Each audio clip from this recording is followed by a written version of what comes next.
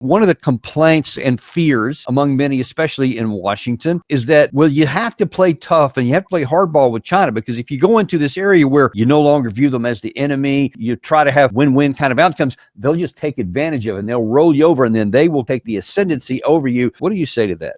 I would say that that is a mistake unless you're really sure that you have leverage and can follow through with that leverage.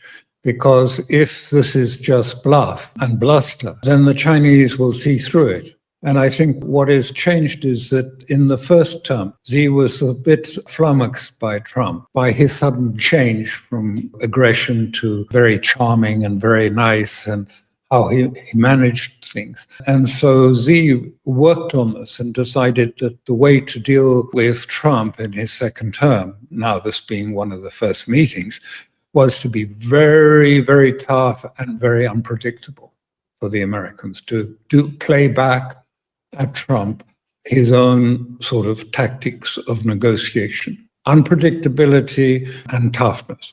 So they prepared this quite well in advance, as I say.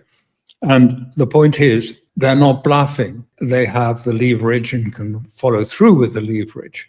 Whereas this tough talk that has been coming from Washington towards China, a lot of it is bluff, and a lot of it is a sort of attempt to build confidence amongst Americans and amongst the markets that really AI and the tech world is going to be, the new cornucopia for America. It's going to produce, all the licensing fees.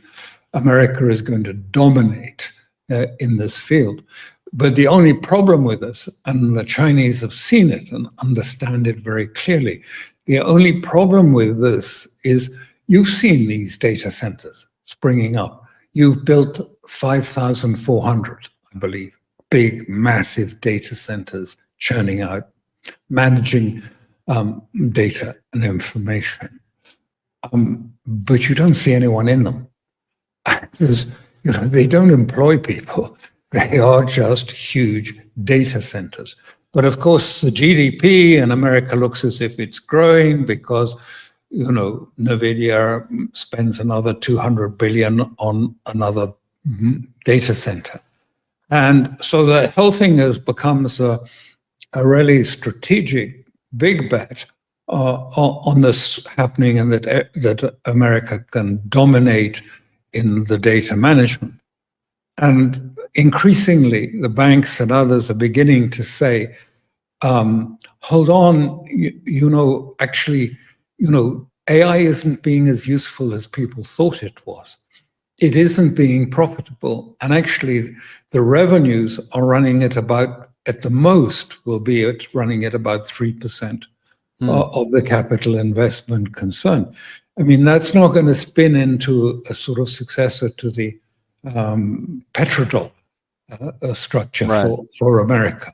So there's a great deal of concern, and that's why I think that the Wall Street donors for Trump, who also would approve, if you like, of the sending a no to Mr. Trump about coming to a deal on Ukraine with Russia, to normalize with Russia, because these were the people, who historically have always, yearned after Russian resources, would really like to see the narrative that you hear that Russian economy is actually disintegrating and getting lower and lower and lower, in the hope, that they could return to the Yeltsin years, to the 90s, when you could buy up large parts. Don't forget, these were the people. I don't say all of them, and I use my words carefully of this, but historically, some of these banks were the banks that financed the Bolshevik Revolution in the first place. And of course, Putin knows that and understands that. So in a sense, there's a sort of contiguity between the hardline pro-Israeli donors that we all know, the Adelsons and all those others around them, Larry Ellisons and so on. Then these ones, the Wall Street faction, which are slightly different, different branch of Islam, not particularly Zionists, although they do see Israel essentially as a tool of power. They know that, what power they have in the United States comes, if anything, from their control of Israel, from being, the masters on the Israeli subject, because that provides them the congressional control and the control in many of the sort of institutions of the United States. So this is the sort of double thing. So yes, Trump, you can do a deal. You can do a deal with Beijing, but let's see how much you've had to give to Xi to get the deal.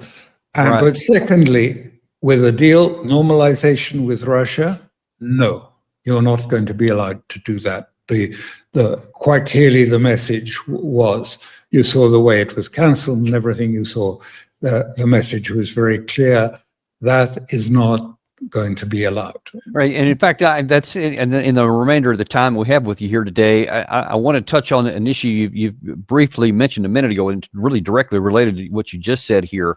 And that is the nexus between whatever's going on with this deal with China and all the different relations and the situation in Russia, as insofar as this oil issue goes. So President Trump, just a week or so ago, levered this huge new sanctions on two Russian oil giants to say, hey, anybody who does business with them is going to have these big sanctions and tariffs put on them, et cetera.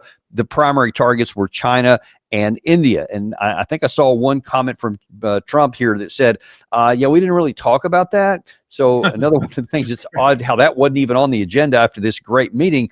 But how do you see this? And both with China and with India, their willingness to actually concede to what Trump wants to do to not buy Russian oil. How is that going to play out?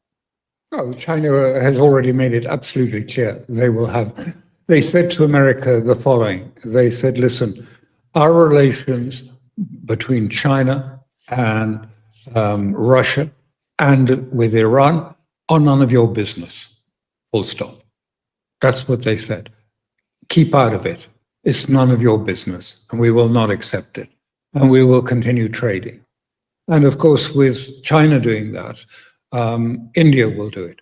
The only difference with India is that much more of their oil and gas is pipeline supplied, is ship supplied. And so we'll see, a change in the shadow fleet. I mean, there's no such thing as a shadow fleet. It's just, tankers go and they have a different flag one day and they change it to another flag. They fly under a different authority and then they transship at sea. And so, there'll be a small sort of pause. And then I think you'll see Russia selling as much oil. And anyway, it may be a tiny bit less, but the price will be higher because of these sanctions have pushed the price up. So I don't think I know that Russia is not particularly. Just to be clear, what's really important here is, those sanctions, they're not nothing, but they're not grave, and they're not, in any way sort of strategically going to change the economy in a strategic way at all. But what was the red line? There were two things. One was at Anchorage, the Russians understood from Trump that he would keep sanctions away from Russia to allow it to pursue a political solution. And secondly, that red line has been broken with these sanctions. It's not so much an economic matter. Why Russia takes it so seriously is it is a political red line that has been broken. And the second political red line was the one which was that there would be no frozen conflict on the site as it is, now it is, this is going to be a frozen conflict, which most Russians understand is a trap that they have to avoid. And they've been in this before, Minsk, and even going back to 1918, and that treaty there where they lost Ukraine and parts of Poland and elsewhere. Everyone understands. And when I was in St. Petersburg just a couple of months ago, 2-3 months, St. Petersburg is the liberal capital of Russia. I mean, always connected to the West. It's, there's a station, a Finnish station, Finland station is right in St. Petersburg. And there, people said very clearly, listen, we've invested blood to get to this point. And we are not about to see another Minsk Accord, a deceit imposed on us, so that the West can rearm and regroup in Ukraine, and that then we will have to spill more blood in 3 or 4 years' time. We just not going to accept that. Putin may not do a deal like that. It's unacceptable. We've spent enough on it. We want the thing to be completed.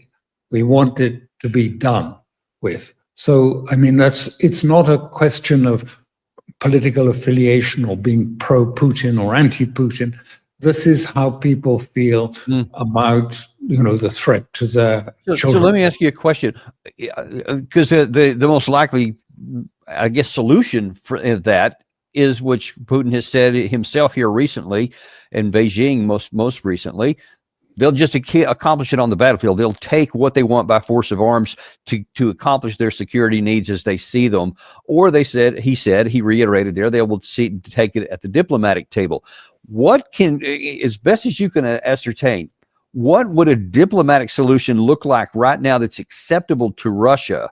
And let's just look at it from that perspective right now. Is there a deal that Russia would actually accept on the negotiating table to bring this to an end? Oh, yes. I mean, and we saw it. It was the deal which was largely inked and initialed by the Ukrainian side in Istanbul in 22. And it included the issue of neutrality and no NATO, and it included questions of troop levels and foreign troops being involved with it, and it included, if you like, guarantees that Russia and other states would give to Ukraine. And then Boris Johnson was sent by the collective security structures and said, no way, you can't normalize with Russia. But the two issues that were the most contentious, I think, there's a lot of them, but two that may be the most hardest for the Ukraine, if not impossible, the demilitarization and the denazification. So instead of getting security guarantees from the West, they're going to get a rump military leftover, like a Weimar Republic type, 100,000 troops, etc. And then what would a denazification look like? That may be the biggest one of all, because that would imply some sort of political change inside of Ukraine, willingly. Well, of course, but it is inevitable, because really starting back in 48, 49. The British, actually started preparing. It had its old stay-behind forces that were infiltrating Russia, and they were then turned to be stay-behind forces against the Soviet Union. And those were linked with the Ukraine. Many of them were Ukrainians. I mean, that is Western Ukrainian. And so at the time of the Maidan, both CIA and MI6 carefully put in people into the police, into the military, the intelligence, and the political echelons who would be fiercely and could be counted on to be totally anti-Russian, Russophobes, and would stay with the extreme, if you like, nationalist position that you cannot deal with Russia and you cannot make an accord with Russia. So we, the West, and Britain and America, put those people in precisely to prevent an accord being signed between the two. So when it came to it, as I say, in Istanbul in 22, and you can see, the Ukrainians have signed most of those papers, or at least initial. It was never agreed, of course, but it was signed off by them. The answer is no, and one of the reasons is because that cadre that was installed after Maidan and sort of selected from people that had a past, we're never going to, we'll never agree to this. We'll never back down. And that's why Russia keeps going on about denazification, is saying that, the hatred of those people for Russia is so intense and has, got a history going back so far, not Maidan, but right back into the Second World War period. Yeah. You can't come to an agreement. And in a sense, if you can't talk to the other side, if it's not possible and they won't talk to you, and I've always said that, I've been involved in many sort of peace, if you like, negotiations, ceasefires and things like that. The first thing is you've got to get to the point that Rand was making, interestingly enough, is that you have to recognize, you can say, look, I don't agree with this man, my opponent. I don't agree with him. I don't agree with his history is completely wrong. And his vision for the future, I can't accept that either.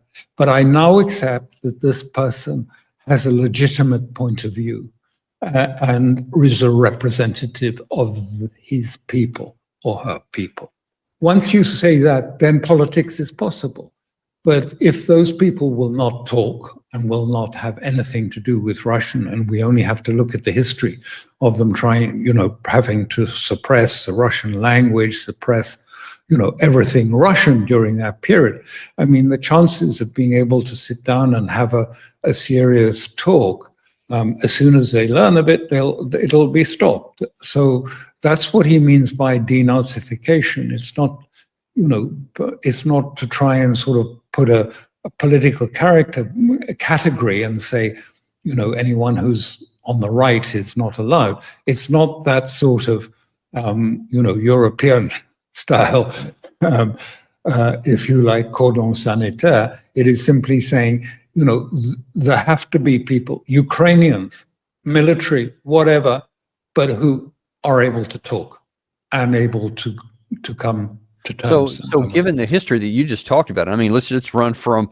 MI6, CIA, going all the way back to 47, 40, 48, et cetera, that seeds that were planted then. Is there, if we're just being honest, is there even a rational possibility to get to a negotiated denazification that's acceptable to Russia, or literally have we baked in that Russia can only have a military victory here and be satisfied? I see no basis, as things stand, I see no basis for a negotiated settlement involving United States and Russia about Ukraine. I see no basis for it at all. I think we're deceiving ourselves if we think it's possible. If there's a change in the circumstances, if something happens in this next period in the sort of Donbass and other areas, who knows? But at the moment, I see no prospect of it. And also, given the sense that the mood in the team of Trump is now solidly against any negotiation with.